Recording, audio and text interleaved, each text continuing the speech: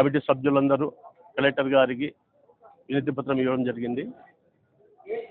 ముఖ్యంగా ఒగ్బోటు స్థలము 73 ఎకరాలకు పైబడి ఉన్నది.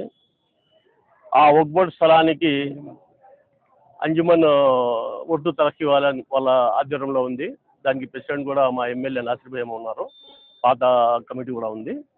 కానీ ఆ ఒగ్బోటు ల్యాండ్కు ఐటీ కంపెనీలకు అప్పగించేందుకు పూర్తిగా ప్రయత్నాలు జరుగుతున్నాయి. కానీ ఇది ఒగ్బోటు స్థలము, ఎవరు కూడా కొనేదానికి ఎవరు అమ్మేదానికి ఆస్కారం లేదు.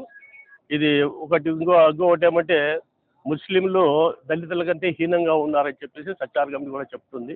అలాంటి సమయంలో ఐటీ కంపెనీలకు ఇంత పెద్ద 1000 కోట్ల పరాపట్టి అప్పు చెప్పడము ఇది కరెక్ట్ కాదు. ఇది ముస్లింలకు సంబంధించింది కాబట్టి డెవలప్మెంట్ ముస్లిం చేయండి, ప్రతి ఒక్కరు కూడా దాంట్లో లబ్ధి పొందవచ్చు, దానికి ఏమి ఇబ్బంది లేదు.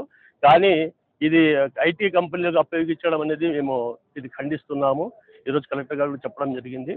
దీంట్లో ఏదన్నా యూనివర్సిటీ కట్టండి, అందరికీ ఉపయోగపడుతుంది, లేదా పెద్ద హాస్పిటల్ కట్టండి, అందరికీ ఉపయోగపడుతుంది, లేదా ఒక మంచి కాంప్లెక్స్ కట్టేసి షాపింగ్ కాంప్లెక్స్ కట్టి కూడా ప్రజలందరికీ కూడా ఉపాధి దొరుకుతుంది, కమ్యూనిటీకి కూడా మేలు ఉంటుంది.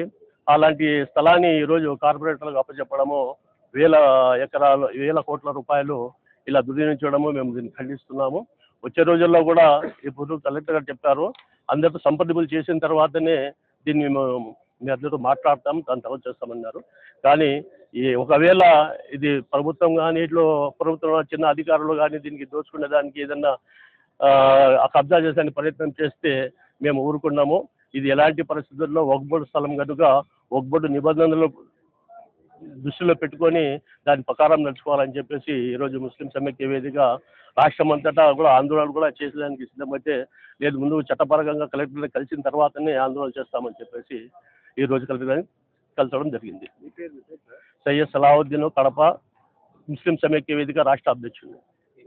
కలుస్తాము, ఎందుకంటే ప్రభుత్వం ఉన్నారు కనుక మనం ఏదైనా మాట చెప్పినా కూడా వాళ్ళు వినరో, అందుకోసం కలెక్టర్ గారి ముందు కలుస్తామని చెప్పేసి ఈరోజు కలెక్టర్ గారు కలిసాము. ఆయనతో కూడా కలుస్తాము, సైడ్లో కూడా పోతాము. దీనికి పరిష్కారాన్ని ఒక కొలికి తీసుకొచ్చారని ముస్లిం సమైక్య ప్రయత్నం చేస్తుంది. ప్రాపర్టీ ఇవ్వండి, మేము డెవలప్ చేపిస్తాము, మీరు ప్రభుత్వం సహాయం చేయండి. దీనికి కాలేజీ కానీ, లేదా హాస్పిటల్ కానీ, లేదా కాంప్లెక్స్ కానీ, యూనివర్సిటీ కానీ మేము దీనికి డెవలప్ చేసి మేము చేస్తాం. కానీ ఐటీ కంపెనీలకు ఉపయోగించాల్సిన అవసరం లేదు కదా. ప్రతి ఒక్క వస్తువు కూడా ఐటీ లేకపోతే సామాన్య ప్రజలకు ఏం మిగులుతుంది? రేపు ఏం మిగలదు. మనం ఉద్యోగాలు, గుమాస్తాలు, చంజాగిరి లేదంటే జీతగాళ్ళ మాదిరి ఉంటాం. కానీ మన సొంత ప్రాపర్టీ పోగొట్టుకొని మనం వాళ్ళ ఉద్యోగాలు చేయడం ఏమిటి? మాకు అప్పచెప్పండి, మేము దీనికి పరిష్కారం చేస్తాము. ప్రభుత్వానికి, ప్రజలకు అందరికీ న్యాయం జరిగినట్టుగా మేము దీని మీద యూనివర్సిటీ కట్టాలని కూడా మేము చందాలు వసూలు చేసేలా కూడా దీనికి యూనివర్సిటీ కట్టించి 10 మందికి ఉపయోగపడేలా చేస్తాం.